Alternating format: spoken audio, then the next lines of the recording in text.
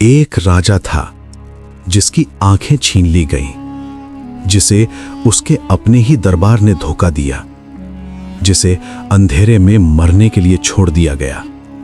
लेकिन वो राजा हारने वालों में से नहीं था। वो था महाराज विक्रमजीत। और ये कहानी है उस राजा की जिसने अंधेरे को हराकर अपनी किस्मत खुद लिखी। बहुत समय पहले आर्यावर्त की धरती पर एक समृद्ध राज्य था, सूर्यगढ़। उस राज्य का राजा था न्यायप्रिय, वीर और प्रजा का प्रिय महाराज विक्रमजीत।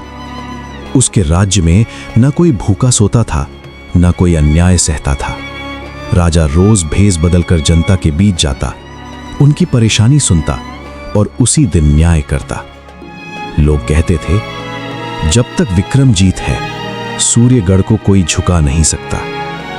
लेकिन हर रोशनी से जलने वाला कोई ना कोई होता है। दरबार में एक मंत्री था, नाम था महादेव राणा। वो बाहर से वफादार दिखता था, लेकिन अंदर से सिंहासन चाहता था। उसने पड़ोसी राज्य के राजा से मिलकर साजिश रची।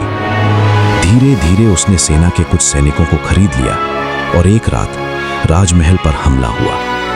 राजा विक्रमजीत बहादुरी से लड़े, लेकिन धोखे से पकड़े गए। महादेव राणा ने कहा, मार दो इसे।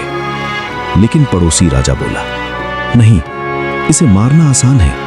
इसे ऐसी सजा दो कि ये जीते जी मर जाए। और राजा की आंखें निकाल ली गईं। उसे जंगल में फेंक दिया गया। चारों ओर अंधेरा, शरीर घायल, दिल टूटा हुआ। राजा ने पहली बार खुद से पूछा, क्या सच में सब खत्म हो गया?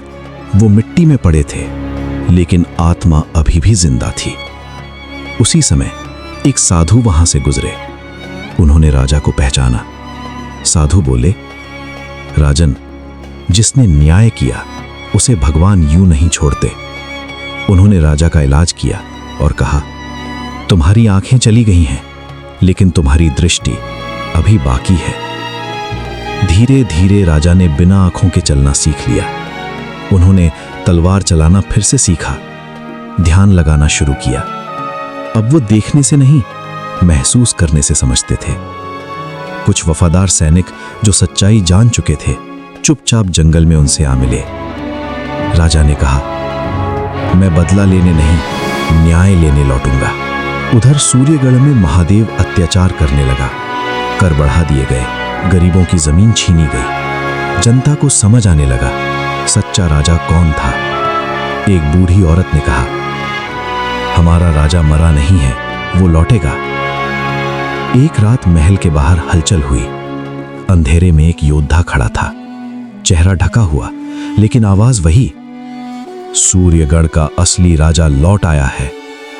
महादेव हंसा, अंधा राजा क्या करेगा?